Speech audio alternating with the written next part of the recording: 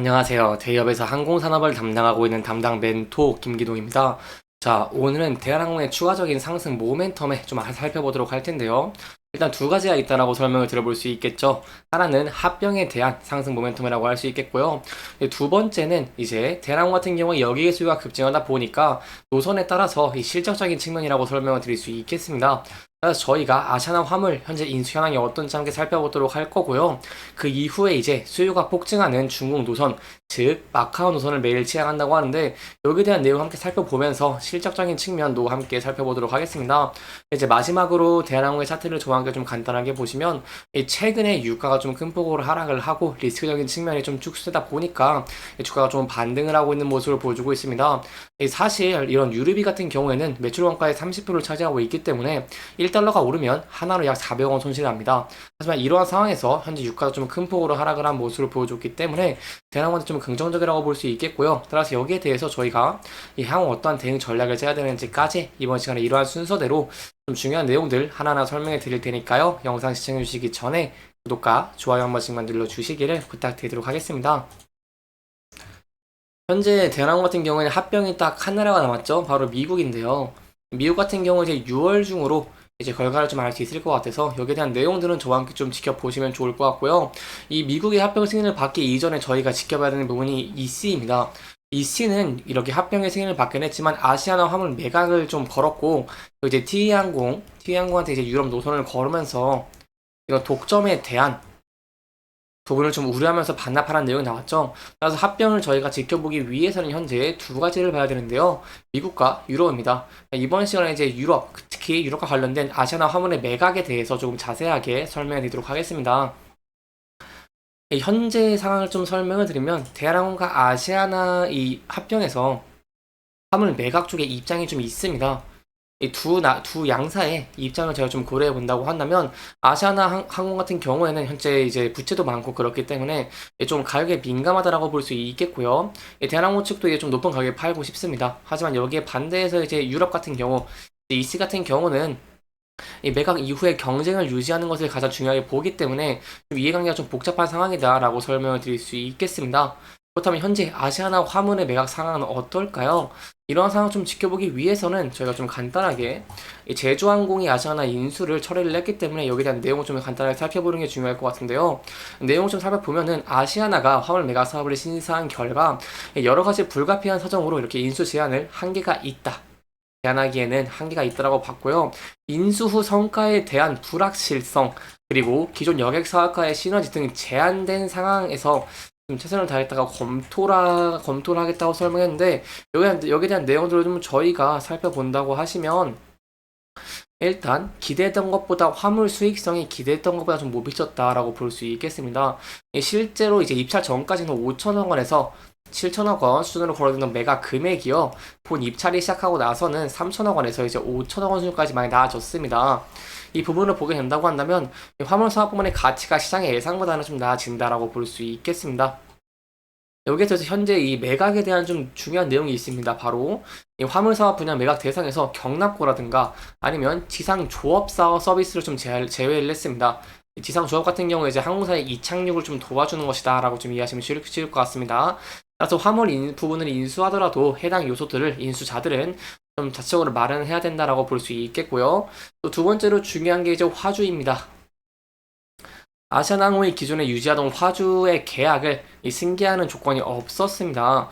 따라서 이제 인수회사는 화주 네트워크를 넘겨가지 못하면 새로운 화주를 이제 구해야 하는데 이 경우 이제 매출이 발생하기까지 시차가 발생할 수 있기 때문에 현재 이제 아시아나 화물 매각이 좀 어떻게 진행을 좀 지켜봐야 될 게 있다라고 볼 수 있겠습니다. 현재는 3파전이죠. 그렇기 때문에 이제 매각이 어떻게 진행되는지 저와 함께 좀 계속해서 지켜보시면 좋을 것 같고요. 여기에 대한 내용들 추가적인 변동사항이 있다거나 한다면 제가 여러분들에게 자세하게 설명해 드릴 테니까요. 영상 계속 지켜봐 주시면서 구독과 좋아요 한 번씩만 눌러주시기를 부탁드리도록 하겠습니다.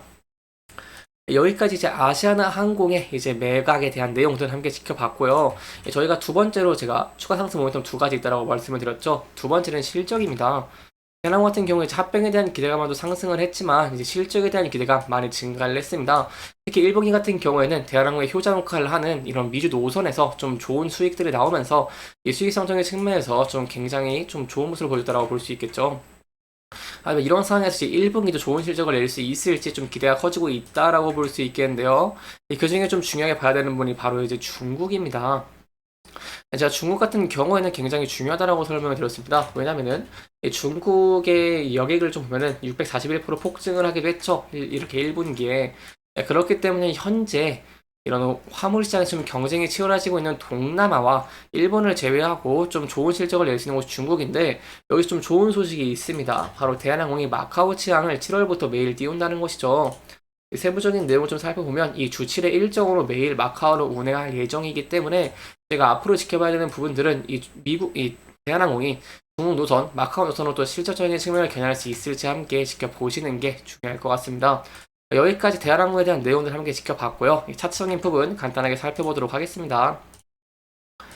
대한항공 같은 경우 제가 앞서 말씀드린 것처럼 리스크적인 측면 좀 축소가 됐고, 향후 여기에 대한 긍정적인 전망들이 다시 나오면서 주가가 좀 반등을 하고 있는 모습을 보여주고 있습니다. 특히 최근에 이렇게 21선을 돌파한 모습을 보여줬죠, 오늘. 그래서 이 부분들에서 만약에 이런 면들이 부각되면서 상승하는 모습을 보여주게 된다고 한다면 전에 저항을 받았던 구간대에서 돌파할 수 있을지 함께 지켜보시는 게 중요할 것 같고요. 돌파 후 이 매물대 돌파와 함께 전 고점, 단기전 고점 부분까지 돌파할 수 있을지도 함께 지켜보시는 게 중요할 것 같습니다.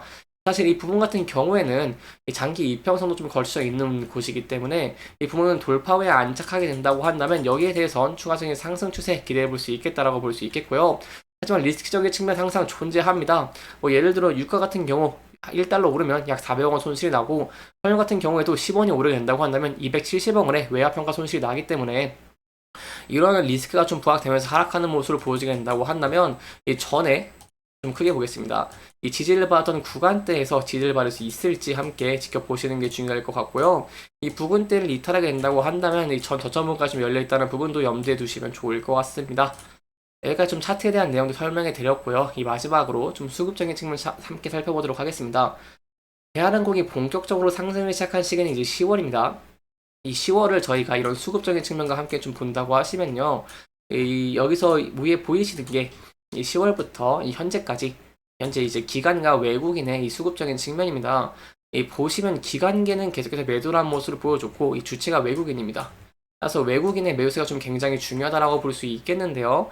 최근에 3일 동안 외국인들이 좀 매수세를 돌아왔죠. 3일 동안 계속해서 이렇게 약 55억 정도 좀 매수해주는 모습을 보여줬습니다. 따라서 앞으로도 이렇게 외국인들의 수요가 더불어서 긍정적인 전망으로 추가적인 상승을 할 수 있을지 함께 지켜보시는 게 중요할 것 같습니다.